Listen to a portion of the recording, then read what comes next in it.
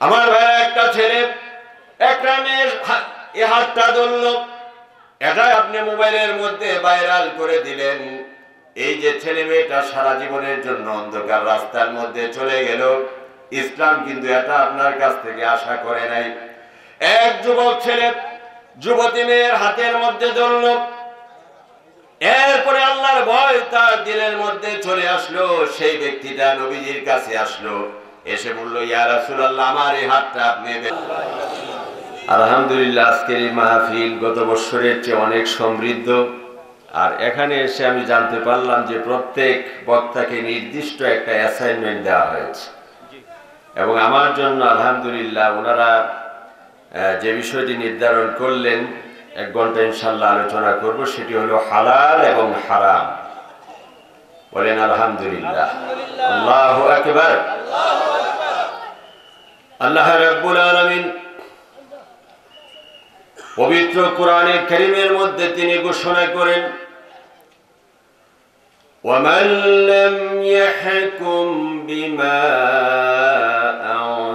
আনজালাল্লাহু ফাউলাইকা হুমুল কাফিরুন। এই পৃথিবীতে যারা আমার বিধানকে অস্বীকার করবে, কোরআনে কারীমকে যারা অস্বীকার করবে, কোরআনে কারীমের বিধানকে যারা অশ্রদ্ধা করবে, অস্বীকৃতি জানাবে, নিঃসন্দেহে এই মানুষগুলো কাফের হিসাবে বিবেচিত হবে।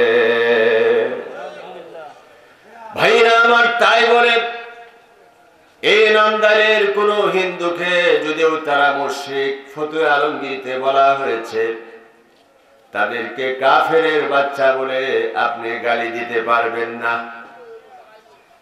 আর সুনির্দিষ্ট ভাবে কোন অমুসলমানকে আপনি মালাওয়ানো বলতে পারবেন না, কারণ হিদায়াত আল্লাহ রাব্বুল আলামিন কার নসিবে রেখেছেন সেটা আমরা জানি না। আল্লাহু আকবার। যখন কুফরির আলোচনা করা হয়, অনেক মানুষ এই কথা মনে করে মৌলানা সাহেবরা মসজিদের মিম্বারে বসে শুধু কাফের ফতোয়া দিল, সাম্প্রদায়িক সম্প্রীতি সে বিনষ্ট করলো। আসলে বিষয়টা এরকম না। কাফের শব্দের অর্থ হলো গোপনকারী। যে সত্যকে অস্বীকার করলো, মহাসত্যকে যে অস্বীকার করলো, তাদেরকেই কাফের বলা হয়। যেমন কাদিয়ানীরা কাফের, এটা যারা বিশ্বাস স্থাপন করবে না, এদেরকে যারা কাফের গণ্য করবে না, তারাও কিন্তু কাফের হিসাবে চিহ্নিত হয়ে যাবে। আল্লাহ রাব্বুল আলামিন বলেন, ওয়ামান লাম ইয়াহকুম বিমা আনজালাল্লাহু ফাউলাইকা হুমুজ জালিমুন। এই পৃথিবীতে যারা আমার বিধানকে, কোরআনের বিধানকে যারা অমান্য করবে, কোরআনের বিধান বাস্তবায়নের ক্ষেত্রে যারা বাধা সৃষ্টি করবে, মানুষের উপরে জুলুম করবে, এই মানুষগুলো নিঃসন্দেহে আমার কাছে জালেম হিসাবে বিবেচিত হয়ে যাবে। আপনারা জেনে আশ্চর্য হবেন, মিশর সহ তাজিকিস্তান, কাজাকিস্তান এমন অনেক মুসলমান দেশ আছে, যে দেশের মধ্যে মুসলমান যুবক ছেলেরা ইচ্ছা করলেই কিন্তু দাঁড়িয়ে রাখতে পারে না, মেয়েরা মাথার মধ্যে হিজাব ব্যবহার করতে পারে না। আল্লাহ রাব্বুল আলামিন বলেন, কোরআনের বিধিবিধান প্রতিষ্ঠার ক্ষেত্রে, পালন করার ক্ষেত্রে যারাই এই ধরনের বাধা সৃষ্টি করবে, মানুষের উপর জুলুম করবে, এই মানুষগুলোর পরিচয় হবে, তারা হবে জালেম। আর কিয়ামতের দিন অবশ্যই তাদেরকে পাকড়াও করা হবে। এরপরে আল্লাহ রাব্বুল আলামিন বলেন, ওয়ামান লাম ইয়াহকুম বিমা আনজালাল্লাহু ফাউলাইকা হুমুল ফাসিকুন। যারা কোরআনে কারীমের বিধানাবলী ব্যক্তিগত জীবনে যারা প্রতিপালন করবে না, এই মানুষগুলো হবে ফাসিক বা সীমালঙ্ঘনকারী। যেমন আমার ভাইয়েরা, কোন মুসলমান যদি ঈমান আনয়ন করে নামাজের প্রতি, রোজার প্রতি, হজের প্রতি, যাকাতের প্রতি, মৌলিক বিধানের প্রতি, কিন্তু এই বিধানের প্রতি ঈমান আনয়ন করার পরে সে যদি ব্যক্তিগত জীবনে সে বাস্তবায়ন না করে, তাকে কিন্তু আপনি কাফের ফতোয়া দিতে পারবেন না। কোন মুসলমানকে কাফের বলতে পারবেন? ভাইরা আমার, সেজন্য একটা মুসলমান যত অপরাধই করুক না কেন, তাসদিক বিল জিনান ওয়া ইকরার বিল লিসান, সে যদি কালিমার স্বীকৃতি প্রদান করে আর সে যদি আল্লাহর প্রতি ঈমান আনয়ন করলো, ফেরেশতাদের প্রতি ঈমান আনয়ন করলো, কিতাবের প্রতি ঈমান আনয়ন করলো, রাসূলের প্রতি ঈমান আনয়ন করলো, পরকালের প্রতি ঈমান আনয়ন করলো, এই মানুষটা সীমা লঙ্ঘনকারী হতে পারে, কিন্তু তাকে কাফের বলা যাবে না। তবে এই ধরনের সীমা লঙ্ঘনজনক কাজ থেকে আমাদেরকে অবশ্যই বিরত থাকতে হবে।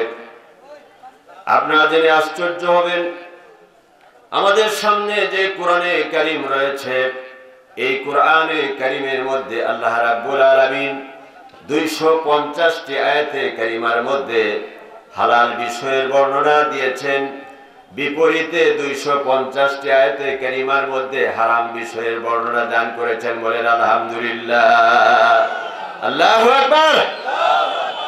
যেমন ধূমপান করা, জর্দা খাওয়া, চুন খাওয়া, মাটি খাওয়া, এগুলো হচ্ছে আপনার মাত্র, আমরা কিন্তু এটাকে হারাম বানাইতে পারি নাই, কারণ কোরআন এটাকে হারাম ঘোষণা করে নাই, তাই না? কোরআনে কারীমের মধ্যে স্পষ্টভাবে যে জিনিসগুলোকে হারাম করা হয়েছে, অখাট্য যুক্তি দিয়ে যেগুলোকে হালাল করা হয়েছে, এগুলোই হলো আমাদের জন্য হালাল। এই হালাল হারামের ব্যাখ্যা প্রদান করতে যে বিশ্বনবী মুহাম্মদুর রাসূলুল্লাহ সাল্লাল্লাহু আলাইহি ওয়াসাল্লাম বলেছেন, মা আহাল্লাল্লাহু বিহি কিতাবুন ফাহুয়া হালালুন ওয়া হাররামা ফাহুয়া হারামুন। কোরআনে কারীমের মধ্যে যেগুলোকে হালাল বলে উল্লেখ করা হয়েছে, এগুলো তোমাদের জন্য বৈধ, আর যেগুলোকে নিষিদ্ধ করা হয়েছে, এগুলো তোমাদের জন্য হারাম। আমার ভাইয়েরা, সেজন্য একজন মুসলমানের কাছে নামাজ পড়া যেমন গুরুত্বপূর্ণ, রোজা রাখা যেমন গুরুত্বপূর্ণ, হজ করা যেমন গুরুত্বপূর্ণ, যাকাত দেওয়া যেমন গুরুত্বপূর্ণ, হালাল হারামের নীতিমালা মেনে চলাও ঠিক সেই ধরনের গুরুত্বপূর্ণ বিধান। নবীজি বলেছেন, কোন মুসলিম সে যদি ইসলামের একটা ফরজ জিনিসকে পালন করলো, নামাজের সময় ওয়াক্ত মতো নামাজ আদায় করলো, তার জন্য রয়েছে 300 প্রতিদান। আর কেউ যদি ব্যক্তিগত জীবনে একটা হারাম থেকে বিরত থাকলো, তার জন্য রয়েছে 600 প্রতিদান। বলেন আলহামদুলিল্লাহ, আল্লাহু আকবার। এখন আমার ভাইয়েরা, হালাল হারামের আলোচনা কিন্তু হয় না ভাইরা আমার। সেজন্য এটা একটা মৌলিক বিধান। কোরআনে কারীমের ভিতরে 6666 খানা আয়াত রয়েছে। এই কোরআনে কারীমের মধ্যে 114 খানা সূরা রয়েছে। আপনারা জেনে খুশি হবেন যে এই কোরআন শরীফের ব্যাখ্যা হিসাবে 114 খানা সহিহ হাদিসের কিতাবও রয়েছে। বলেন আলহামদুলিল্লাহ। বসেন না, এত কাল আপনারা জানতেন সহিহ হাদিসের কিতাবের সংখ্যা হলো 6টা। এই নামদাইলের কৃতি সন্তান 1973 সালে যখন সৌদি আরব বাংলাদেশকে তখনও স্বীকৃতি দেয় নাই, ওজারাতুল ইলম থেকে একটা প্রশ্ন করা হলো যে সহিহ হাদিসের কিতাবের সংখ্যা কয়টা এবং কি কি। তখন আমার ভাইয়েরা, এই এলাকার সন্তান সুলাকিয়া ইমাম, জামিয়া ইমদাদিয়ার প্রিন্সিপাল, শহীদি মসজিদের প্রিন্সিপাল, হেবতনগর কামিল মাদ্রাসার তখন তিনি মুহাদ্দিস আবুল খায়ের মোহাম্মদ নুরুল্লাহ রাহমাতুল্লাহ আলাইহি, তিনি লিখলেন সহিহ হাদিসের কিতাবের সংখ্যা হলো 114 খানা। 94টা কিতাবের নাম পাঠায়া সারা পৃথিবীতে তিনি দ্বিতীয় স্থান অধিকার করলেন। বলেন আলহামদুলিল্লাহ, আল্লাহু আকবার। কোরআনে কারীমের ৬৬৬৬ খানা আয়াত আপনি পড়তে পারবেন না, পড়লেও এগুলোর ব্যাখ্যা আপনি জেনে শেষ করতে পারবেন না। সেজন্য শরীয়তের বিধানাবলীকে আল্লাহ রাব্বুল আলামিন আমাদের জন্য সহজতর করে দিয়েছেন, সংক্ষিপ্ত করে দিয়েছেন। এই হাজার হাজার আয়াতে কারিমার মধ্যে মাত্র ৫০০ আয়াতে কারিমার মধ্যে শরীয়তের বিধানাবলী বর্ণনা করেছেন। বলেন আলহামদুলিল্লাহ, আল্লাহু আকবার। শুধু হালাল হারাম নিয়ে একটা তাফসীর রচনা করা হয়েছে, সারা দুনিয়াতে প্রণিধানযোগ্য তাফসীর। সেই তাফসীরটা হচ্ছে ইমাম আবু বকর জাসসাস রাহমাতুল্লাহি আলাইহির আহকামুল কুরআন। কোরআনের হালাল এবং হারামের নীতিমালাগুলো সেই তাফসীরের মধ্যে উল্লেখ করা হয়েছে। এই পৃথিবীতে নবীজির ১১৪ খানা সহিহ হাদিসের কিতাবের মধ্যে ১০ লক্ষ হাদিস রয়েছে। বলেন আলহামদুলিল্লাহ। কোরআন শরীফের সূরা সংখ্যা কয়টা? ১১৪টা। আর সহিহ হাদিসের কিতাবের সংখ্যা কয়টা? ১১৪ খানা। কোরআনে কারীমের মধ্যে হালাল হারাম সম্পর্কিত আয়াতে কারিমার সংখ্যা হলো ৫০০। আর এই লক্ষ লক্ষ হাদিস ইচ্ছা করলে আপনি শিখতে পারবেন না, জানতে পারবেন না। সেজন্য নবীজির পক্ষ থেকে সহজ করে দেওয়া হয়েছে। ১০ লক্ষ হাদিসের মধ্যে শরীয়তের বিধানাবলীর সম্পৃক্ত হাদিসের সংখ্যা হলো ৩০০০। বলেন আলহামদুলিল্লাহ, আল্লাহু আকবার। আল্লাহর হাবিব বলেছেন, কোন মুমিন সে যদি একটা ঘন্টা দ্বীনি ইলমের মধ্যে সে বসলো, বৈঠক করলো, আর ইলমে ফিকহ দ্বীন সম্পর্কে সে আলোচনা করলো, ৬০ বছর পর্যন্ত নফল নামাজ পড়লে পরে যে পরিমাণ সওয়াব হতো, আল্লাহ রাব্বুল আলামিন তোমার আমল নামায় সেই পরিমাণ সওয়াব দান করবেন। বলেন আলহামদুলিল্লাহ। টাকা পয়সার কারণে আমার এই নান্দাইলের অনেক মানুষ হজে যেতে পারে না, আর করোনার কারণে গত বছর আপনারা এমনিতে যেতে পারেন নাই। নবীজি বলেছেন, জুমার দিনে কোনো মুমিন ওযু করলো, গোসল করলো, সুন্দর পোশাক পরিধান করলো, খুশবু লাগাইলো, কাজী বাড়ি যাবে, মসজিদের দিকে রওনা দিল, এই উদ্দেশ্যে যে সেখান থেকে এই খুতবা থেকে আমি কিছু শিখবো অথবা মানুষকে আমি জানাবো, এই সহিহ নিয়তে ঘর থেকে বের হয়ে গেল। নবীজি বলেন, এই যে ইলমে দ্বীন শিখার জন্য সে ঘর থেকে বের হয়ে গেল, হালাল পয়সা দিয়া টাকা পয়সা খরচ করে, লক্ষ লক্ষ টাকা পয়সা খরচ করে হজ করে উমরা করলে যে পরিমাণ সওয়াব হতো, আল্লাহ রাব্বুল আলামিন তার আমল নামায় সেই পরিমাণ সওয়াব দান করবেন। বলেন সুবহানাল্লাহ, আল্লাহু আকবার। আমাদের দেশ ও বিভিন্ন দেশে এখন তাবলীগ জামাতের মধ্যেও দুইটা গ্রুপের সৃষ্টি হয়েছে, তাই না? কিন্তু আমরা কোনো পক্ষকেই কিন্তু কাফের বলতে পারি না। বিশ্বনবী সাল্লাল্লাহু আলাইহি সাল্লাম ওনার বাড়ি আর মসজিদে নববী ছিল খুবই কাছাকাছি। আমার ভাইরা, নবীজি দরজা খুলে মসজিদে নববীর মধ্যে প্রবেশ করলেন। এমন সময় সাহাবায়ে কেরাম দুইটা জামাতে তারা বিভক্ত ছিলেন। একদল সাহাবায়ে কেরাম মাসলা মাসাইল নিয়ে, হালাল হারাম নিয়ে বৈঠক করতেছিলেন, ইলমে দ্বীন শিক্ষা করতেছিলেন। আরেকদল সাহাবায়ে কেরাম তারা জিকির আজকার করতেছিলেন, জিকিরের আলোচনা করতেছিলেন। উভয় জামাতের সাহাবায়ে কেরাম আশা করতেছিলেন নবীজি যেন আমাদের মাহফিলের মধ্যেই বসে যান। বলেন আলহামদুলিল্লাহ, আল্লাহু আকবার। শেষ পর্যন্ত নবীজি আলেমদের মাহফিলের মধ্যে বসলেন, আর বিশ্ব নবী সাল্লাল্লাহু আলাইহি ওয়াসাল্লাম ঘোষণা করলেন, আকাশের বুকে লক্ষ লক্ষ তারকারাজির মাঝে পূর্ণিমার চাঁদের যে মর্যাদা, মানব সমাজের মধ্যে এক একজন আলিমের সেই মর্যাদা, নবীজি এও ঘোষণা করলেন, ফাদলুল আলিমি আলাল আবিদি কাফাদ্দি আলা আদনাকুম। আবেদের উপর আলিমের মর্যাদা সেরকম যেমন সাধারণ মানুষের উপরে নবী মুহাম্মদ সাল্লাল্লাহু আলাইহি ওয়াসাল্লামের মর্যাদা। বলেন আলহামদুলিল্লাহ। কিন্তু আমার ভাইয়ের, আলেমদের মজলিসে বসেও আলেমদের পক্ষ অবলম্বন করেও বিশ্বনবী যারা জাকের ছিলেন, বৃদ্ধ মানুষ ছিলেন, আপনি যাদেরকে প্রতিপক্ষ মনে করেন, নবীজি কিন্তু তাদেরকে বাতিল ঘোষণা করেন নাই। বলেন সুবহানাল্লাহ, আল্লাহু আকবার। কথায় কথায় আমরা মানুষকে কাফের ফতোয়া দেই। আল্লাহর হাবিব বলেছেন, তুমি যদি কোনো মুসলমানকে কাফের ফতোয়া দাও, এই ফতোয়াটা যদি তার গালের উপরে না পড়ে, তাহলে এটা কিন্তু তোমার দিকেই ফিরে আসবে। হালাল হারামের আলোচনা নাই, ছোট খাটো বিষয় নিয়ে আমরা খামাখা বিতর্ক করি, তাই না? ইরাকে একটা গ্রাম আছে মিয়া, আমার এই বিষয় আমরা দিচ্ছেন দেখি আলোচনা করতেছি, তাই না? ডাক্তার সাহেব বললেন হাসন নাসনের আলোচনা, এন শুনলাম হালাল হারাম। আল্লাহু আকবার, আল্লাহু আকবার। ইরাকে একটা গ্রাম আছে, এই গ্রামের যুবক ছেলেরা প্রত্যেকটা বছরে একদিন তারা দাঁড়ায় বসার করে। সাংবাদিকেরা একদিন জিজ্ঞাসা করলো, যুবক ছেলেরা তোমরা বসার সুযোগ থাকার পরেও কেন দাঁড়ায় বসার করো বছরে একদিন? ছেলেরা বলল, হাদিসের মধ্যে আমরা শুনেছি নবীজি একদিন দাঁড়ায় বসার করছেন, এই সুন্নত আমরা পালন করি। বসেন বসেন বৈশা যান। আল্লাহু আকবার। মুসলমানদের মধ্যে বিচিত্রতার শেষ নেই আমার ভাইয়েরা। সেজন্য এই ছোট কাঠো জিনিস কোন পরিস্থিতিতে নবীজি সেদিন দাঁড়ায় অবস্থা করেছিলেন সেটা কিন্তু আমরা তালাশ করি নাই, আর এটাকে মানুষেরা দলিল বানায় ফেললো।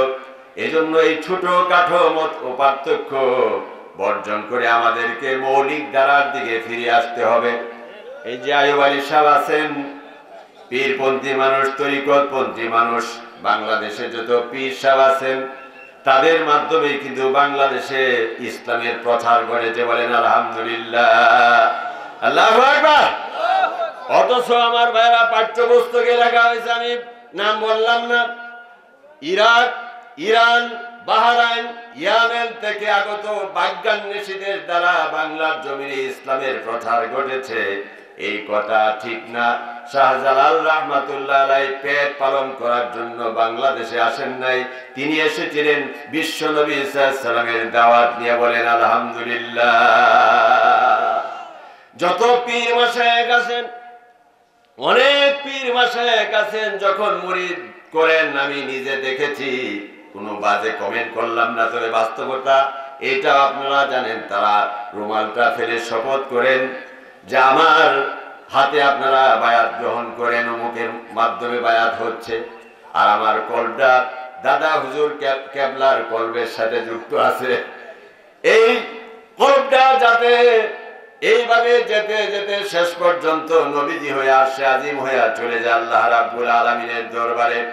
কিন্তু আমার ভাইয়েরা, বিশ্বনবী মুহাম্মদুর রাসূলুল্লাহ সাল্লাল্লাহু আলাইহি সাল্লাম মক্কা থেকে মদিনা পর্যন্ত আকাবার কথা বলেন, মদিনা রাষ্ট্রের কথা বলেন, নবীজি যতগুলো বায়াত তিনি গ্রহণ করেছেন প্রত্যেকটা বায়াত ছিল মৌলিক বিষয়ের প্রতি, হালাল হারামের নীতিমালার উপরে। বলেন আলহামদুলিল্লাহ, আল্লাহু আকবার। বসেন, মুরব্বির একটু জায়গা করে দেন। আমার ভাইয়েরা, বিশ্বনবী সাল্লাল্লাহু আলাইহি ওয়াসাল্লাম সাহাবায়ে কেরামের কাছ থেকে শপথ নিতেন, শপথ বাক্য তিনি পরিচালনা করতেন। যেমন বাংলাদেশে কেউ যদি সংসদ সদস্য হয়, এমপি হয়, মন্ত্রী হয়, প্রধানমন্ত্রী হয়, রাষ্ট্রপতি হয়, তারা কিন্তু একটা শপথ বাক্য পরিচালনা করেন না, যে আমি আইন অনুযায়ী, সংবিধান অনুযায়ী আমি শপথ নিচ্ছি যে আমি সংবিধানের বিষয়াবলী রক্ষণ করব, এগুলো আমি প্রতিপালন করব, কারো প্রতি রাগের বশবর্তী হয়ে, অনুরাগের বশবর্তী হয়ে কোনো কর্মকাণ্ড আমি পরিচালনা করব না, এ জাতীয় শপথ দেন না সাহাবায়ে কেরাম। বিশ্বনবী মুহাম্মদুর রাসূলুল্লাহ সাল্লাল্লাহু আলাইহি সাল্লামের কাছ থেকে প্রথম যে শপথটা করতেন, সেই শপথটা হচ্ছে, তোমরা আমার কাছে অঙ্গীকারাবদ্ধ হও, আমরা সারা জীবনে কোনোদিন আল্লাহর সাথে শরীক করব না। আল্লাহু আকবার। এই পৃথিবীতে হযরত আদম আলাইহিস সালাম থেকে শুরু করে যত নবী এই পৃথিবীতে আসলেন, সমস্ত নবী এক কালিমার দিকে, তাওহীদের দিকে তারা মানুষকে আহ্বান জানিয়েছেন। তারা বলেছেন, ইয়া কওমি ইবুদুল্লাহ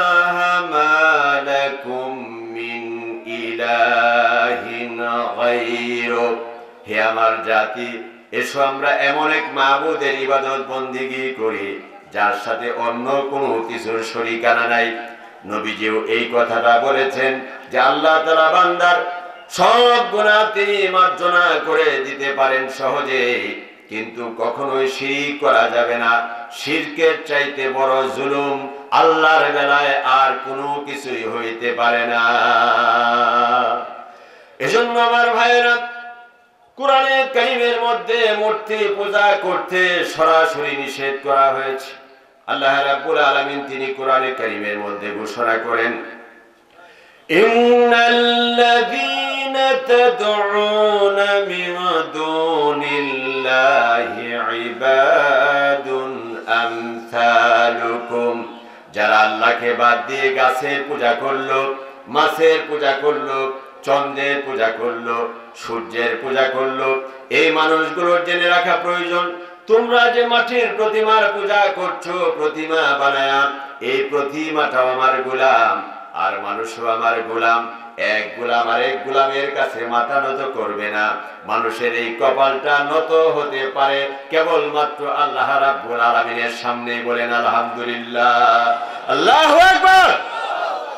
বাংলাদেশের মামুনুল হক, মাওলানা ফাইজুল করিমের মতো আলেমদের এখন পার্লামেন্টে যাওয়ার প্রয়োজন। আল্লাহু আকবার। আমি নাম বললাম না, কাশিমপুর কারাগারে যে মাওলানা 10টা বছর ধরে বন্দী, তিনি যখন এমপি নির্বাচিত হলেন, দেখলেন ওনার সাথে বিভিন্ন দলের এমপিরা সংসদে যখন ঢুকে, প্রত্যেকে সংসদকে সেলুট করে মাথাটাকে ঝাঁকিয়ে নত করে সংসদে প্রবেশ করে। তিনি জানতে চাইলেন কেন এমপিরা এই ভবনের সামনে, দরজার সামনে মাথা নত করে। ওনার বন্ধুরা বলল, এইভাবে আমরা সংসদকে প্রণাম করি, শ্রদ্ধা করি, সম্মান করি। এই মাওলানা আলেম বলে, বিল আনলেন মুসলমানের মাথা, যে জাতি মুক্তিযুদ্ধে লক্ষ লক্ষ মানুষের জীবন দিল, এই জাতি কোন দরজার সামনে মাথা নত করবে না, সে সাজদা করবে আল্লাহ রাব্বুল আলামিনের সামনে।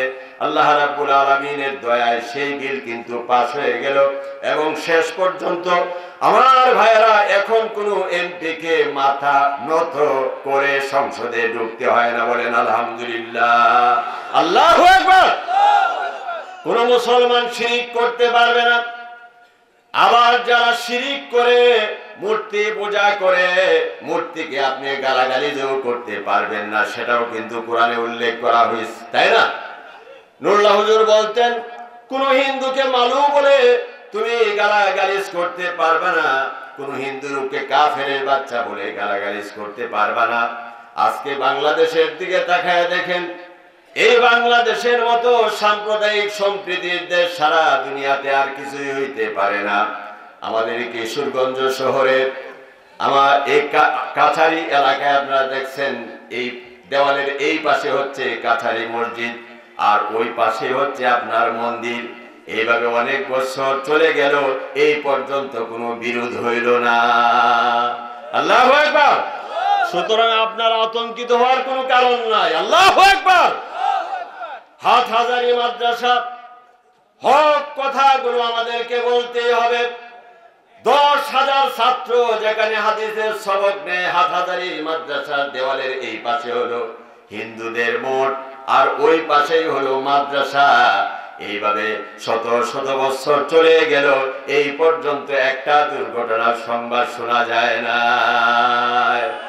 সুতরাং আমার ভাই, আমরা যারা মুসলমান, তাওহীদের চাইতে বড় আমানত, তাওহীদের চাইতে বড় শিক্ষা আমাদের জন্য আর কিছুই হইতে পারে না।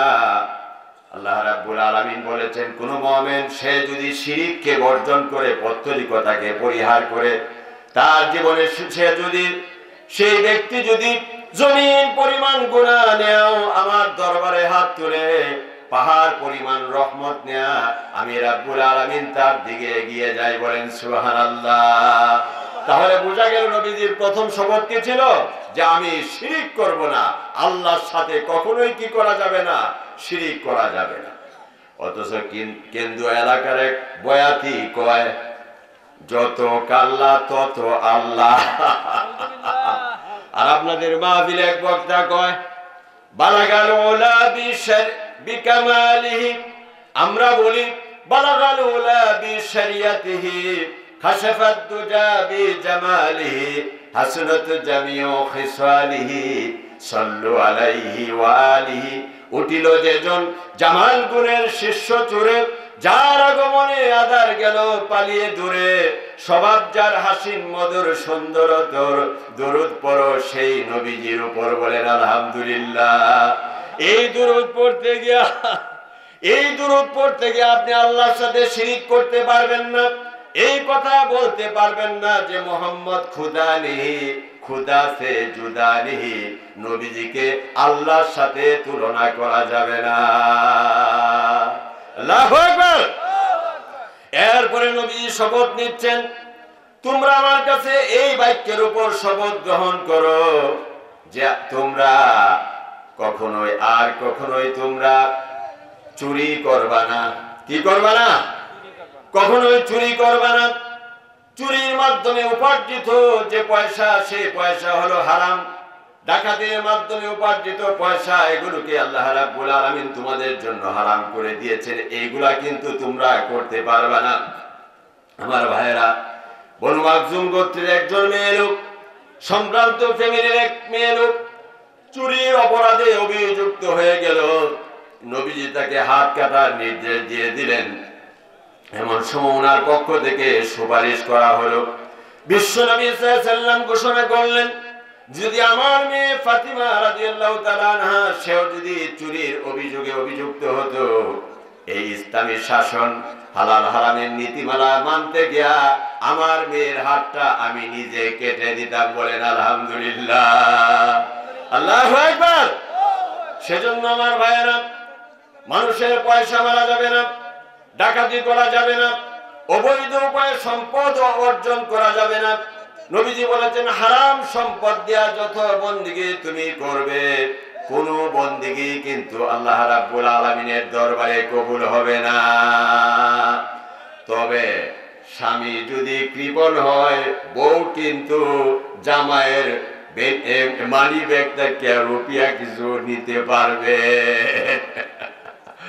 অনেক জামাইরা আছে না কৃপণ প্রকৃতি। আমার ভাইয়েরা, বউকে তো সময় দেয় না, তার বাজারের প্রয়োজন পূরণ করে না।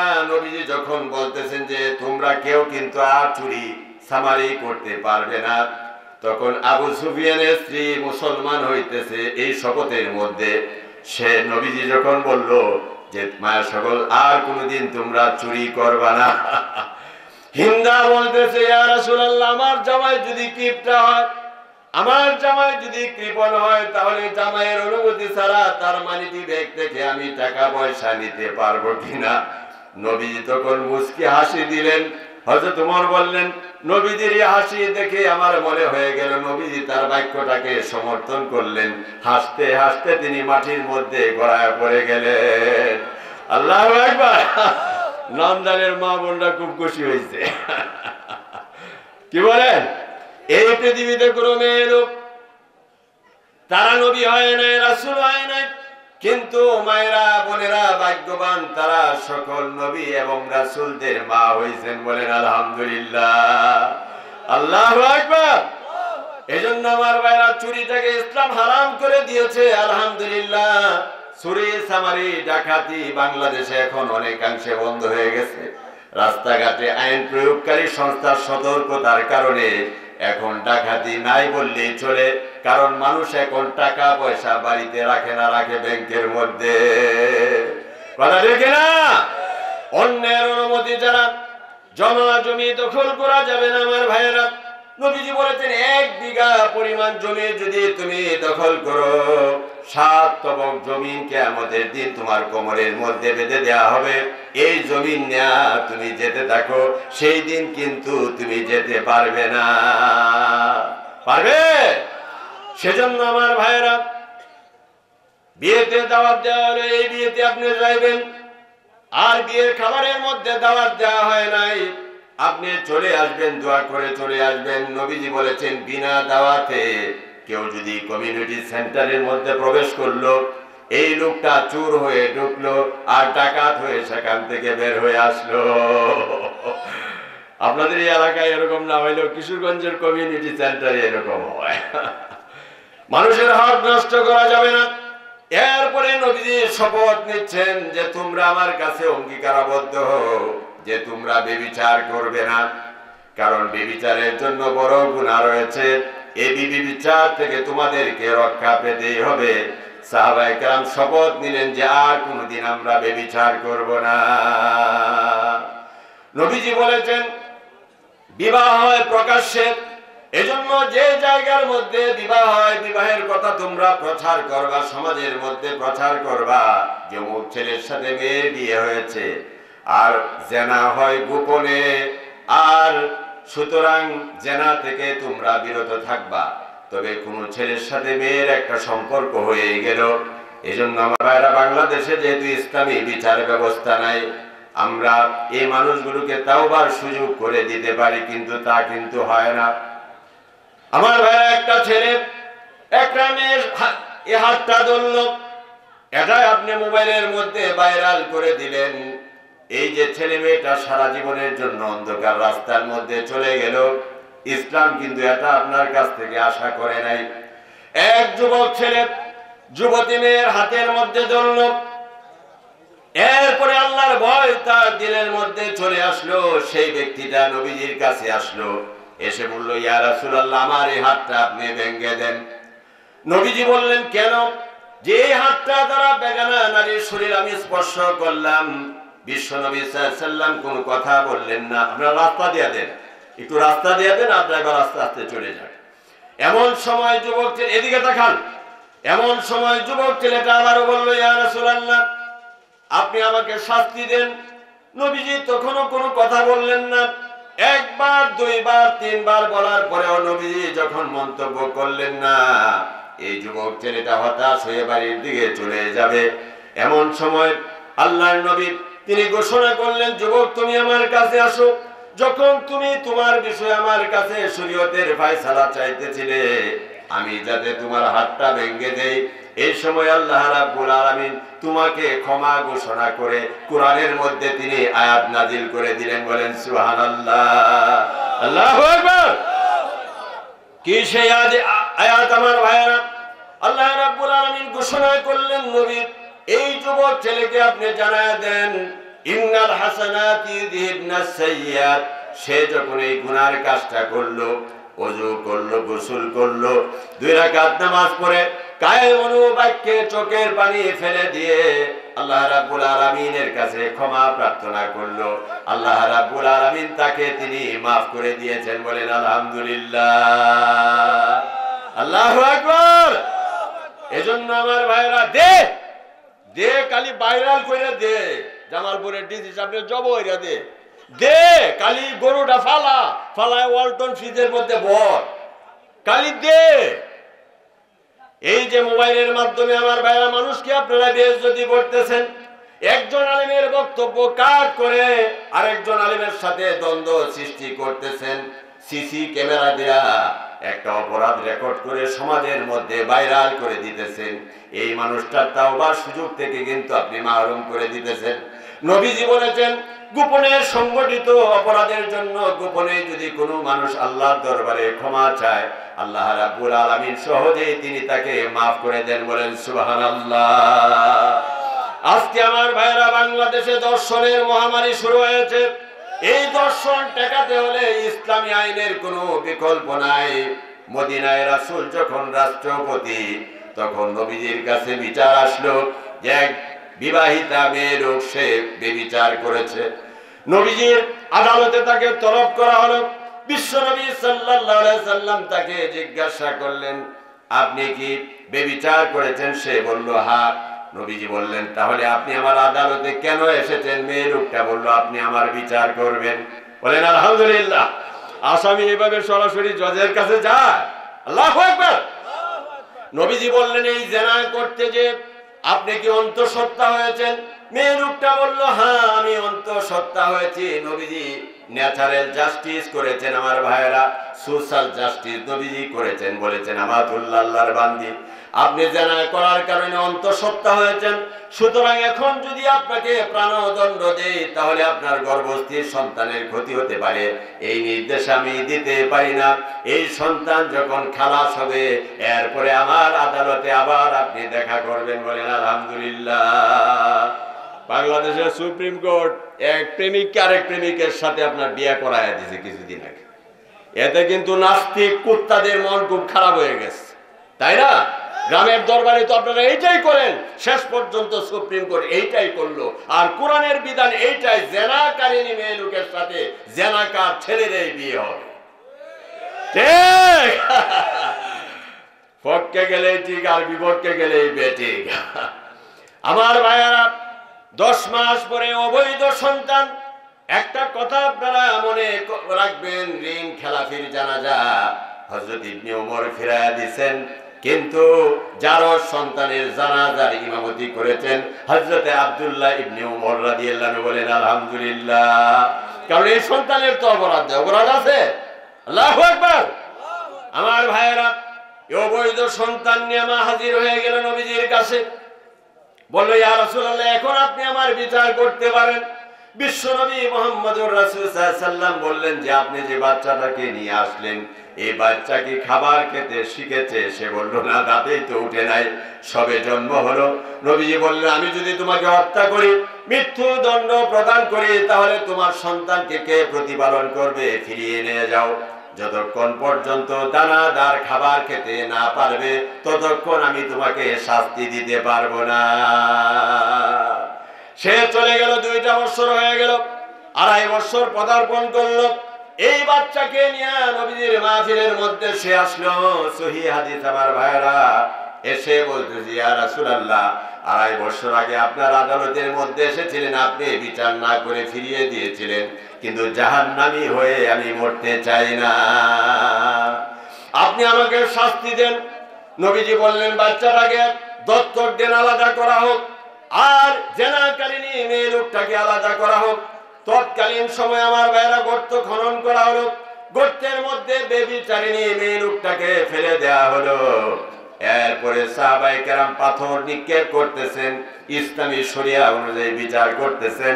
এমন সময় একজন সাহাবীর শরীরের মধ্যে জেনাকারিনী এই মেয়ে লোকের শরীরের 1 ফোঁটা রক্ত এসে লেগে গেল। কোন বর্ণনায় হযরত খালিদ ইবনে ওয়ালিদের নাম এসেছে, কোন বর্ণনায় হযরত আলী ইবনে আবি তালিব রাদিয়াল্লাহু আনহুর নাম এসেছে। আল্লাহু আকবার।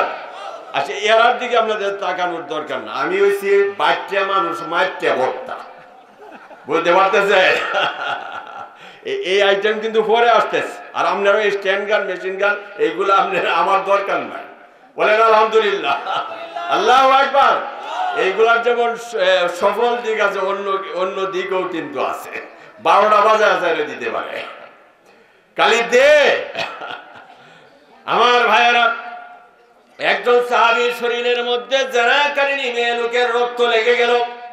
এমন সময় সাহাবী ধিক্কার জানাইলো নিজেকে, হায় রে, বেবিচারিনী মেয়ে লোকের শরীরের রক্ত আমার শরীরের মধ্যে লাগলো।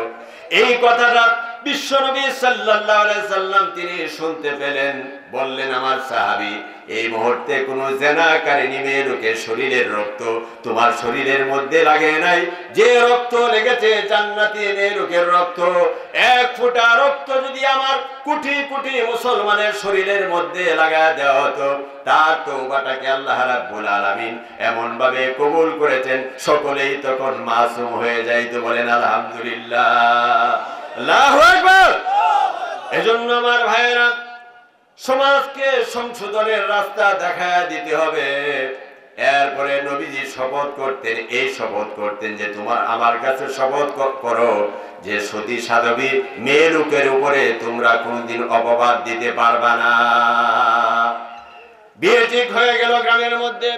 আমার এই নান্দালি এমন কোন গ্রাম নয়, পাড়া নয়, একটা ছেলের সাথে মেয়ের বিয়ে ঠিক হয়ে গেল। এরপরে তৃতীয় একটা পক্ষ এখানে এসে যায় এই বিয়েটাকে বানচাল করার জন্য। এরকম হয় না? এইগুলা কিন্তু করা যাবে না। জেনা করার যে শাস্তি রয়েছে, এর চাইতে বড় শাস্তি হলো আমার ভাইয়েরা এই ধরনের অপবাদ দেওয়া, মানুষের গীবত। যেমন কবিরা গুনাহ, এই কবিরার চাইতে বড় গুনাহ হলো মানুষের জীবন সম্পর্কে, সতী সাধবী নারী সম্পর্কে অপবাদ দেওয়া। আল্লাহু আকবার। গভীর রাত্রে রাস্তায় একটা মানুষকে আপনি দেখলেন, আপনি তাকে চোর মনে করবেন না, ডাকাত মনে করবেন না। সে তাহাজ্জুদ গোজার কোন মানুষও হতে পারে, বিপদগ্রস্ত পাগল প্রকৃতির কোন নারীও হইতে পারে। নবীজি বলেছেন একজন মুসলমান আর একজন মুসলমান সম্পর্কে খারাপ ধারণা পোষণ করবে না। অথচ আমার ভাইরা, নামদালের চা স্টলগুলোতে আমরা কি করি? গীবত করি, শিকায়াত করি। যাদের শরীর নাপাক থাকে তারা যখন চা স্টলের মধ্যে বসে, তাদের জবান থেকে ভালো কোনো কথা বের হয় না, কেবল নাভির নিচের আলোচনা হয়। আর যাদের শরীরটা একটু পবিত্র থাকে, নামাজ কালাম পড়ে, এই মানুষগুলো চা স্টলে বসে সামাজিকতার খাতিরে, কিন্তু তাদের জবান থেকে আল্লাহ এবং রাসূলের কথাগুলো বের হয়ে যায়। বলেন আলহামদুলিল্লাহ। মহব্বতের সাথে বলেন আল্লাহুম্মা সাইয়্যিদিনা মাওলানা মুহাম্মাদুন সাইয়্যিদিনা মাওলানা মুহাম্মদ। আমার যে দিন ফুরাবে দিন, আসবে গহীন রাতি, সেই কবরে দিও তুমি আল কোরআনের বাতি। আল্লাহুম্মা সাইয়্যিদিনা মাওলানা মুহাম্মাদ সাইয়্যিদিনা মাওলানা মুহাম্মদ। আমরা কি বিতৃষ্ণা লাগতেছে? এই বিষয় না দিয়ে আমার যদি যে জমিনের নিচের কি হইতেছে এটা আমি বর্ণনা করতাম। কি বলেন আমার ভাই? এরপরে নবীজি শপথ নিচ্ছেন, তোমরা আমার কাছে শপথ করো যে তোমরা আর কোনোদিন মদ্যপান করতে পারবে না। বলেন আলহামদুলিল্লাহ। মক্কায় মদ পান করা হারাম করা হয় নাই। নবীজি যখন মদিনায় গেলেন এই ৪র্থ হিজরিতে, আমার ভাইরা, পর্দার বিধান জারি করা হলো, আর মদ্যপানকেও চিরতরে হারাম করে দেওয়া হলো। বলেন আলহামদুলিল্লাহ। আল্লাহু আকবার। আচ্ছা আপনি বলেন তো ভাই, যেহেতু আপনার দাড়ি নাই, আপনি আমার ভাই, বলেন আলহামদুলিল্লাহ। কারণ মাহফিলে কিন্তু দাড়ি যারা যারা চাহাতে বেশি, এরা ভাই কখন যাইতো লাগতো না। মদের মধ্যে কি উপকারিতা আছে না অপকারিতা? কোরআনে কারীমের মধ্যে আল্লাহ রাব্বুল আলামিন বলেন, লোকেরা আপনাকে মদ সম্পর্কে প্রশ্ন করে, ইয়াসআলুনাকা আনিল খামরি ওয়াল মাইসির, মদ সম্পর্কে, জুয়া সম্পর্কে প্রশ্ন করে আপনি বলেন এই মদের মধ্যে উপকারিতাও রয়েছে, তবে উপকারিতার চাইতে অপকারিতার সংখ্যাই বেশি। আজকে এই দেশের যুবক ছেলেরা খারাপ কাজ করতে করতে, হস্তমৈথুন করতে করতে, ইয়াবা ট্যাবলেট খাইতে খাইতে যুবকদের যৌবন কিন্তু শেষ হয়ে যাইতেছে। এক হিসাবে দেখা গেছে বাংলাদেশে প্রতিদিন 200 কোটি টাকার ইয়াবা ট্যাবলেট মদ বিক্রি হয়। বলেন নাউজুবিল্লাহ। মদ খাওয়া হারাম। আমি আমার মসজিদের মধ্যে একদিন বললাম, আমার যুবক ভাইয়েরা, আপনারা মদ পান করতে পারবেন না, সিগারেট খাইতে পারবেন না, ইয়াবা খাইতে পারবেন না, মদের সাথে সম্পৃক্ত যত জিনিস আছে এগুলো আপনারা বর্জন করবেন। কিছুদিন পরে এক যুবক ছেলে বলল, হুজুর আপনার ওয়াজ শুনে, হুজুর আপনার ওয়াজ শুনে, আগে আমি মদ খাইতাম, মদ খাওয়া ছেড়ে দিয়েছি। আগে আমি গাঞ্জা খাইতাম, গাঁজা খাওয়া ছেড়ে দিয়েছি। এখন গাঞ্জার নাম রাখছে বাবা। বুঝতেছেন? আগে ট্যাবলেট খাইতাম, ট্যাবলেট খাওয়া ছেড়ে দিয়েছি। আমি ভাবলাম ছেলেটা ভালো হয়ে গেছে। এই ছেলেকে জিজ্ঞাসা করলাম, মদের পয়সাতে কি তুমি এখন পেপসি খাও না, 7 আপ খাও না, দুধ খাও? ছেলে বলতে, হুজুর এখন মদ গাঞ্জা খাই না, এখন আমি জুতার কষ খাই। নাম বললে আবার চিনে ফেলবেন, কিশোরগঞ্জের 3 বারের নির্বাচিত কমিশনারের সন্তান। আল্লাহু আকবার। আমার ভাইয়েরা, সেজন্য মদ্যপান করা হারাম। এই মদ থেকে আমাদেরকে বিরত থাকতেই হবে। আমার আব্বা জান আবুল খায়ের মোহাম্মদ নুরুল্লাহ রহমাতুল্লাহি আলাইহি একদিন কিশোরগঞ্জ শহরের সব মদকুরদেরকে দাওয়াত করলেন। মদকুরেরা মাহফিলে আসে না। নুরুল্লাহ হুজুর বললেন, আপনাদের ভয় পাওয়ার কোনো কারণ নাই, আপনারা আসেন। শেষ পর্যন্ত 50 জন মদকুর আসলো। এরপরে তিনি বললেন, মদকুরেরা যাতে আমার চেহারা দেখতে না পারে, আমিও যাতে তাদের চেহারা না দেখতে পারি, বাইশ করে একটা পার্টিশন দেওয়া হলো। তিনি তাদেরকে জিজ্ঞাসা করলেন, বাবারা, মদের মধ্যে উপকারিতা আছে কিন্তু অপকারিতা বেশি।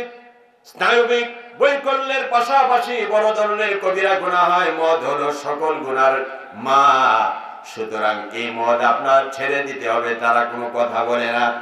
উনি বলতেছেন, আপনারা কি মদ্যপান ছাড়বেন না? তারা কথা বলে না। তখন তিনি বললেন যে মদ আপনাদেরকে ছাড়তেই হবে, তবে হঠাৎ করে যদি আপনি মদ্যপান পরিত্যাগ করতে না পারেন, 1 লিটার মদের মধ্যে 50 গ্রাম লবণ ছেড়ে দিবেন, মাতলামি থাকবে না, এই মদ সিরকায় পরিণত হয়ে যাবে। বুঝতে পারতেছেন? মদের ফাতিল যদি পানি দিয়ে ধৌত করেন, এই মদের ফাতিল কিভাবে ধৌত করতে হবে? হ্যাঁ, কালি তো বলেন যে গরব হয়ে ইসলাম শিখালছি, আর তোমরা ফিটায় ইসলাম শিখাইছি। মদের ফাতিল যদি পানি দিয়ে ধৌত করেন, এই পাতিল আরো বেশি নাপাক হবে। আর এটা যদি ধৌত না করে রোদ্রের মধ্যে শুকায় দেন, এই পাতিলটা পরবর্তীতে আপনি ব্যবহারও করতে পারবেন। আতর গোলাপ লাগাইবেন। হঠাৎ একদিন বিয়ের অনুষ্ঠানের মধ্যে আপনি সেন্ট লাগাইয়া গেলেন, মসজিদে জামাত শুরু হয়ে যাইতেছে, কাঁচা সেন্ট যতক্ষণ থাকবে এই পোশাক নিয়ে কিন্তু নামাজে দাঁড়াতে পারবেন না। তবে সূর্য থাবে রোদ্রে জলসিত হয়ে এই সেন্টটা যদি শুকায় যায়, শরীয়তের দৃষ্টিতে আপনার এই পাঞ্জাবিটাও পরিষ্কার হয়ে গেল। বলেন আলহামদুলিল্লাহ, আল্লাহু আকবার। সুতরাং রাসূল সাল্লাল্লাহু আলাইহি ওয়াসাল্লাম যে শপথ যুবকদের কাছ থেকে নিতেন, এই শপথের ব্যাপারে আমাদেরকে অঙ্গীকারবদ্ধ হতে হবে। আর কোনোদিন আমরা মদ্যপান করব না, এমনকি সিগারেট থেকে আমরা দূরে থাকব। কারণ এই তামাক জাতীয় জিনিসগুলো মাথার চুল থেকে পায়ের নখ পর্যন্ত মানুষের ক্ষতি করে। যদিও সিগারেট খাওয়া, জর্দা খাওয়া, মাটি খাওয়া, চুন খাওয়া, এইগুলো হচ্ছে আপনার মাকরুহ। ভাইরা আমার, এরপরে বিশ্বনবী সাল্লাল্লাহু আলাইহি সাল্লাম শপথ নিচ্ছেন, আপনারা আমার সাথে বায়াত গ্রহণ করেন, অঙ্গীকারবদ্ধ হন যে আপনারা এই কবিরা গুনাহটাও করবেন না, আর কোনোদিন আপনারা সুদ খেতে পারবেন না।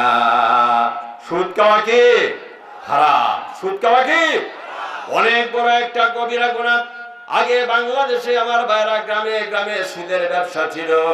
উলামায়ে কেরামের ওয়াজের কারণে এই প্রথা কিন্তু অনেকটা বন্ধ হয়ে গেছে। গ্রামে গ্রামে আপনার বিভিন্ন আপনার গান হইতো, এই ধরনের অনুষ্ঠান হইতো। প্রত্যেকটা গ্রামে এখন কোরআনে কারীমের আলোচনা হয়। বলেন আলহামদুলিল্লাহ, আল্লাহু আকবার। যখন আল্লাহ রাব্বুল আলামিন কোরআনে কারীমের মধ্যে ঘোষণা করলেন, আহাল্লাল্লাহুল বায়া ওয়া হাররামার রিবা, আল্লাহ রাব্বুল আলামিন তোমাদের জন্য ব্যবসাকে হালাল করে দিয়েছেন আর সুদকে তিনি হারাম করে দিয়েছেন, তখন আমার ভাইরা আরবের কিছু মানুষেরা নবীজির কাছে আসলো, এসে বলল যে ব্যবসা করলে লাভ হয়, সুদ খাইলেও তো লাভ হয়। ব্যবসা করা হালাল না হারাম? হ্যাঁ, ব্যবসা করা হালাল। আল্লাহ নবী বলেছেন, তুমি একজন ছোট ব্যবসায়ী, নান্দালের মনিহারের দোকানদারি করো, মনকে তুমি ঘাবড়াইবা না। পরবর্তীতে যদি তুমি বড় ধরনের শিল্পপতি হয়ে যাও, তোমার দোকানের মধ্যে এই ছোট আইটেমটা রাখবা, কারণ এই আইটেমটার মাধ্যমে আল্লাহ রাব্বুল আলামিন তোমার জন্য রিজকের দরজা তিনি খুলে দিয়েছিলেন। বলেন সুবহানাল্লাহ। সুদ হলো শোষণের হাতিয়ার। আমার ভাইয়ার ব্যবসা কি? নবীজি বলেছেন, পৃথিবীতে যত টাকা পয়সা আছে মুসলমানদের কাছে শতকরা 90টা টাকা পয়সা আছে আমার ভাইরা ব্যবসা বাণিজ্য থেকে। বলেন আলহামদুলিল্লাহ। বাংলাদেশে দেখবেন হিন্দুর দোকানে মুসলমানের ভিড়, তাই না? আবার কলকাতায় যাইবেন, পশ্চিমবঙ্গে যাইবেন, আসামে যাইবেন, গিয়া দেখবেন মুসলমানের দোকানে হিন্দুদের ভিড়। আমানতের কারণে নামদারের মানুষেরা জেনে আশ্চর্য হবে, যে রাজ্যগুলোর কথা আমি বললাম, ওই রাজ্যগুলোতে যতগুলো সরকারি বেসরকারি মাদ্রাসা রয়েছে, প্রত্যেকটা মাদ্রাসার মধ্যে মুসলমান ছাত্রের চাইতে হিন্দু ছাত্রের সংখ্যা অনেক বেশি। বলেন আলহামদুলিল্লাহ, আল্লাহু আকবার। এগুলো হচ্ছে ইসলামের সৌন্দর্য। এই জন্য সুদ থেকে আমাদেরকে বাঁচতে হবে। একেবারে কেউ যদি সংকুল হয়ে যায়, ওই ব্যক্তির বেলায় ভিন্ন কথা, এছাড়া কোনো অবস্থাতেই আমার ভাইরা বিন্দু পরিমাণ এই সুদের কাছে আমাদেরকে যাওয়া যাবে না। সুদ আর ব্যবসা কিন্তু এক জিনিস না, এক জিনিস। আপনারা কিন্তু এই কথাটা মাহফিল যখন শেষ হয়ে যায় তখন কিন্তু চাষ করে বসে কিন্তু আজকে বলবেন যে সুদের নামে আমরা যারা ডাইরেক্ট খাই, হুজুররা ব্যবসার নামে একটু ঘুরায় ঘাড়ায় খায়, এরকমটা বলবেন না ভাইরা। এখানে কওমি মাদ্রাসার যত ছাত্র আছে, আলিয়া মাদ্রাসার যত আলেম আছে, উস্তাদেরা যখন আমাদেরকে পড়াইছেন সুদ আর ব্যবসার পার্থক্য বর্ণনা করতে, যে তারা তিনটা আঙ্গুল প্রদর্শন করেছেন। তারা বলেছেন যে এইটার নাম যদি টাকা হয়, মাঝখানেরটার নাম যদি টাকা হয়, তৃতীয়টার নাম হয় সুদ বা রিবা।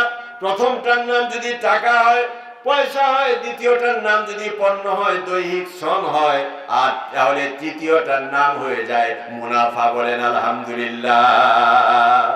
সেজন্য আমার ভাইয়েরা, এই যে বিষয়গুলোর আলোচনা আমি আপনাদের সামনে করলাম, তার সামাই হচ্ছে যে কোরআনে কারিমে যে জিনিসগুলো আমাদের জন্য হালাল করা হয়েছে, এগুলো আমাদেরকে গ্রহণ করতে হবে, আর যেগুলো হারাম করা হয়েছে সেগুলো আমাদেরকে বর্জন করতে হবে। এই মাহফিলের মধ্যে এমন কেউ নাই যার হাতের মধ্যে মোবাইল ফোন নাই, তাই না? Smartphone, mobile phone, Android phone সমাজ সরকার হয়ে গেছে আমার ভাইরা। সরকার মনে করছিল যে ছেলে মেয়েরা ক্লাস করবে অনলাইনে, কিন্তু 20 ভাগ ছেলে ক্লাস করলো, আর বাকি 80 ভাগ ছেলে কিন্তু খারাপ দৃশ্যগুলো দেখলো।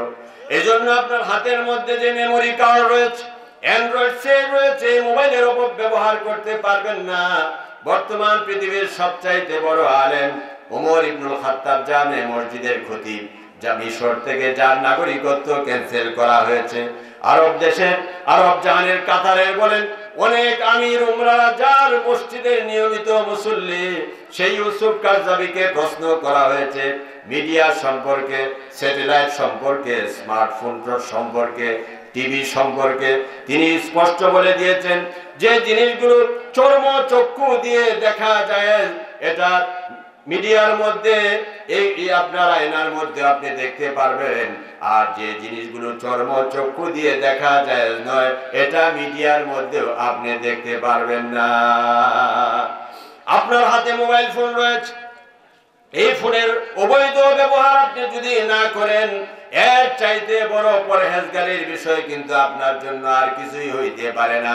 এখন মোবাইলের মেমোরি কিনলেন, 1 পৃষ্ঠার মধ্যে আপনি ওয়াজ রেকর্ড করলেন, কোরআনের তাফসীর রেকর্ড করলেন, আর 1 পৃষ্ঠার মধ্যে আপনি হিন্দি সিরিয়ালের গান আপনি রেকর্ড করলেন। এই কাজটা কিন্তু কোরআনের সাথে আপনি সঙ্গতিপূর্ণ কাজ করলেন না। এজন্য আমার ভাইয়েরা, এই ধরনের বিতর্কিত কর্মকাণ্ড থেকে আমাদেরকে রক্ষা পেতে হবে। নবীজি এও বলেছেন যে তোমরা দারিদ্রতার কারণে গর্ভস্থির সন্তানকে তোমরা হত্যা করতে পারবে না। আমার ভাইয়েরা, অনেক পরিবার আছে, যখন স্বামী জানতে পারে, স্ত্রী জানতে পারে গর্ভস্থির সন্তানটা মেয়ে সন্তান আসতেছে, তখন তাকে গর্ভপাত ঘটানো হয়।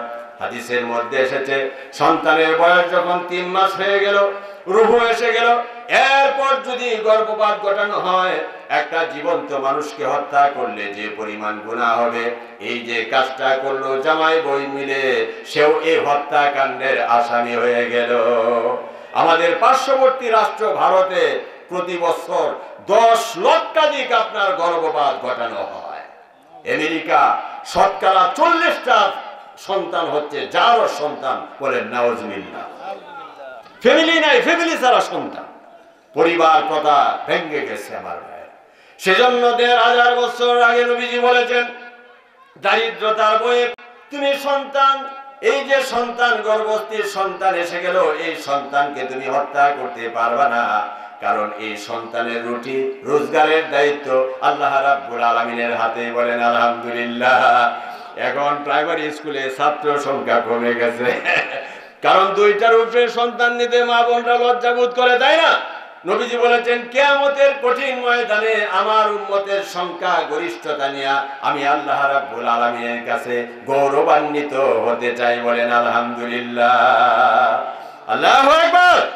তবে এই সন্তান যদি শিকদার না হয়, এই সন্তান যাতে ঐশী না হয়, সেদিকেও গার্জেনদের খেয়াল রাখতে হবে।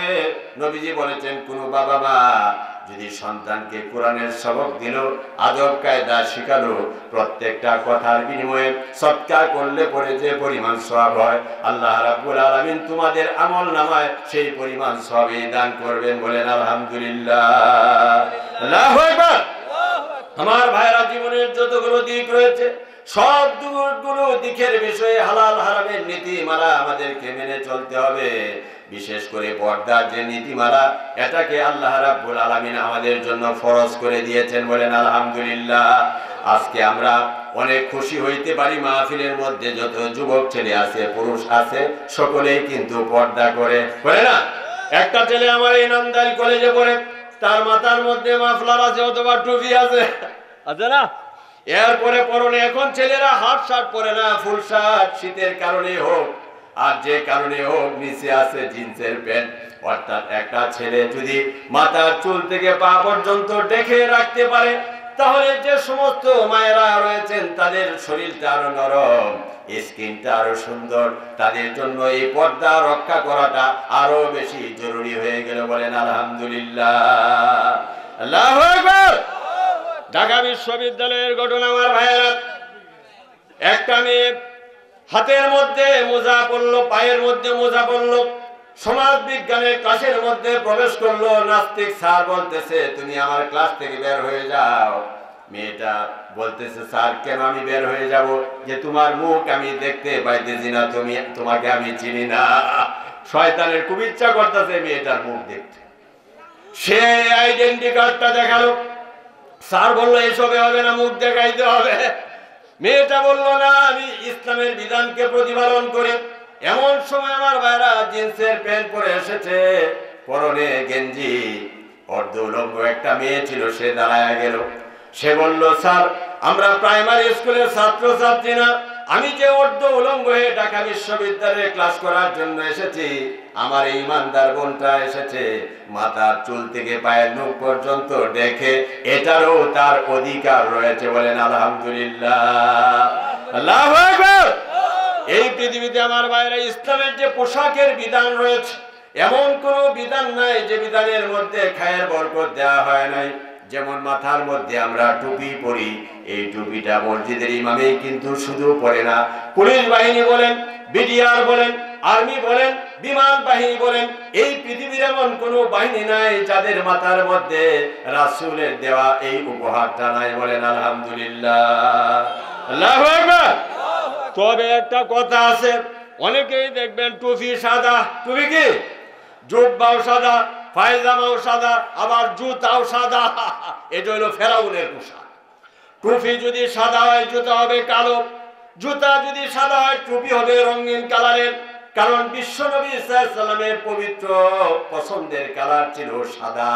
সাদাটা আল্লাহর জিকির করেন, এটা পায়ের কাছে নিবেন না, এটা মাথার কাছে রাখবেন। বলেন আলহামদুলিল্লাহ, আল্লাহু আকবার। এইটি সোজা লাল না সাদা? হ্যাঁ, এটা লাল বলা যায় তাই না? আর এটা কি সাদা? আমার ভাইয়েরা, এই এলাকার সন্তান মরহুম আবুল খায়ের মোহাম্মদ নুরুল্লাহ রাহমাতুল্লাহ আলাইহি বলতেন যে আপনি যখন মুখ মুছবেন, হাত মুছবেন, সাদা টিস্যুটা ব্যবহার করবেন।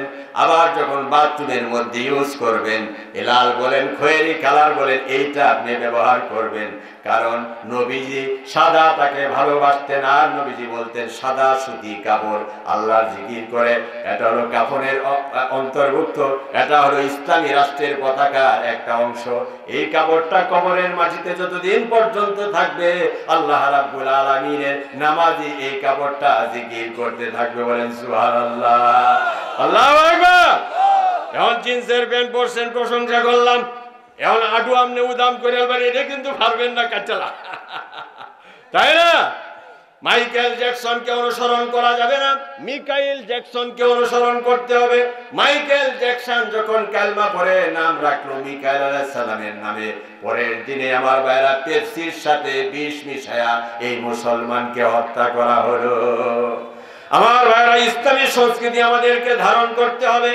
আল্লাহর হাবিব বলেছেন, তুমি যদি মুসলমান হওয়ার পরেও আচার আচরণে পোশাকে তুমি ভিন্ন সংস্কৃতিকে অনুসরণ করো, তাহলে তুমি তাদের এই দলভুক্ত বলে বিবেচিত হয়ে যাবে। আমার ভাইরা, এই সমাজের মধ্যে ললিত কলা চলবে। আল্লাহু আকবার, নারায়ে তাকবীর, আল কোরআনের আলো, আলহামদুলিল্লাহ, আল্লাহু আকবার। এই সমাজের মধ্যে ললিত কলার চর্চা আছে, লালিত্যবোধ নাই, আত্মশুদ্ধির বাণী আছে, আত্মশোধন নাই। লম্বা লম্বা চুল যুবক আছে রোনাল্ডোর মতো, মেসির মতো, কিন্তু আত্মশোধন নাই। ললিত কলার চর্চা আছে, লালিত্যবোধ নাই। আমার ভাইয়েরা, রাস্তায় রাস্তায় আলপনা লেখার মতো যুবক যুবতী আছে, কিন্তু ডাস্টবিনে খাদ্য সন্ধানরত শিশু বাচ্চাটিকে আদর করার মানসিকতা নাই। আল্লাহু আকবার। এই মাহফিলে অনেক মুরব্বিরা আছে যারা দাওরা পড়ে নাই, আলিয়া মাদ্রাসায় পড়ে নাই, এরপরে রাসূলের এই সুন্নতকে সম্মান করলো, দাঁড়িয়ে রাখলো, ইসলামিক ড্রেস পরিধান করলো। কিয়ামতের দিন আল্লাহ রাব্বুল আলামিন অবশ্যই তিনি তার যাজা প্রদান করবেন, বলেন আলহামদুলিল্লাহ, আল্লাহু আকবার।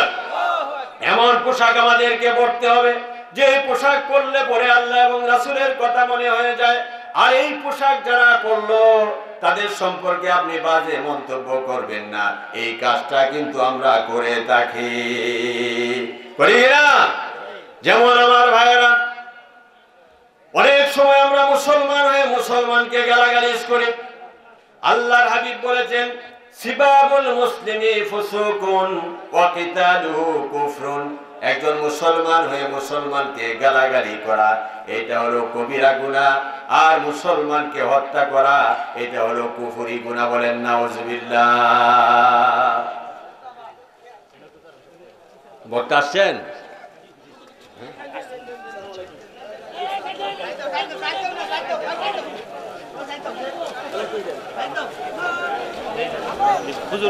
তাকবীর তো আমি উপদেশ হয়েছেন কেন? নারায়ে তাকবীর, আল্লাহু আকবার। প্রধান বক্তার আগমন, শুভেচ্ছার স্বাগতম। সাইয়েদ ওমর সাহেবের আগমন, শুভেচ্ছার স্বাগতম। উলামায়ে কেরামের আগমন, শুভেচ্ছার স্বাগতম। আহলান সাহলান, আহলান সাহলান। নারায়ে তাকবীর। কুরবানির চামড়া তুলিয়া ফিল্লে লবণ লাগাই দেন, হ্যাঁ মূল্য দিবেন আমরা। বসেন না, বসেন, আমি তো ইয়া করে দিতেছি। মানুষের সম্মান কিভাবে করতে হয় এটা আমার বাবা মা শিখাইছে, বলেন আলহামদুলিল্লাহ, আল্লাহু আকবার। এই রাস্তাটা ছেড়ে দেন, আর যে যেখানে আছেন যা আপনারা বসে পড়েন, বলেন আলহামদুলিল্লাহ। একটু জিকির করেন, লা ইলাহা লা ইলাহা ইল্লাল্লাহ, লা ইলাহা লা ইলাহা ইল্লাল্লাহ, লা ইলাহা। আশহাদু আল্লা ইলাহা ইল্লাল্লাহু ওয়া আশহাদু আন্না মুহাম্মাদান আবদুহু ওয়া রাসূলুহু। আলহামদুলিল্লাহ, সবাই বলি আলহামদুলিল্লাহ। আল্লাহ তাআলা আমাদের জন্য যে জিনিসগুলো হালাল করছেন এর মধ্যে বরকত আছে, আর যে জিনিসগুলোকে হারাম করছেন এর মধ্যে কি আছে? গুনাহ আছে, এবং এগুলোর মধ্যে আমাদের জন্য ক্ষতিকর জিনিসও রয়েছে। যেমন গরুর গোশত আল্লাহ হালাল করলেন, খাসির গোশত হালাল করলেন, মুরগির গোশত হালাল করলেন, কিন্তু শূকরের গোশত হারাম করলেন, কুত্তার গোশতকে হারাম করে দিলেন, ইঁদুরকে হারাম করে দিলেন, কারণ এগুলোর মধ্যে মানুষের জন্য ক্ষতি আছে। এই পৃথিবীতে অনেক জাতি আছে যারা আমরা যেমন 3 বেলা মাছ খাই, 3 বেলা গোশত খাই, এমন অনেক জাতি আছে যারা আপনার 3 বেলা আপনার কুত্তার গোশত খায়, বলেন নাউজুবিল্লাহ। যেমন কোরিয়ার যে প্রেসিডেন্ট আছে উনি 3 বেলা আপনার শিয়ালের গোশত খায়। আমেরিকার প্রেসিডেন্ট 3 বেলা আপনার শুকরের গোশত খায়। এগুলা কি? আমাদের ময়মনসিংহের চীন মৈত্রী সেতু যখন হয় তখন আপনার যে সমস্ত শ্রমিকেরা কাজ করতো বেশিরভাগই ছিল চায়না। এই সেতুর পরে এই ময়মনসিংহ শহরটাকে আপনার কুত্তা কমে গেল। আমি রিক্সাওয়ালা জিজ্ঞাসা করলাম এত কুত্তা ছিল ময়মনসিংহ, এগুলা গেল কই? বললো যে হুজুর চায়না শ্রমিকরা রাতের বেলায় ধৈর্য ধৈর্য কুত্তা খাইতো। এরা হইল কুত্তা খাওয়া জাতি। এই জন্য এই হারাম থেকে আমাদেরকে বিরত থাকতে হবে। আরেকটা জিনিস আমি শেষমেশ বলি যে মুসলমান হয়ে মুসলমানকে গালাগালিজ করা হারাম, হারাম, হারাম। আমার ভাইয়েরা, এই নান্দাইলে যে মানুষটা সহজ সরল, এই মানুষটারে আমরা অবহেলা করতে পারবো না। অবহেলা করতে পারবো?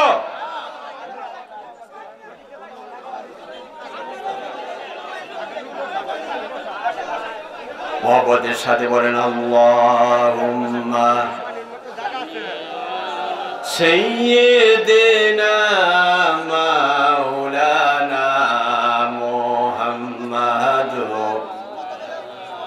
সাইয়্যিদিনা মাওলানা মুহাম্মাদ। এই সেলফি তুলতে গিয়ে এই সেলফি তুলতে গিয়ে গত 1 বছরে বাংলাদেশে ট্রেনের নিচে বইরে গেছে গা বিশ্ববিদ্যালয়ের ছাত্রছাত্রী।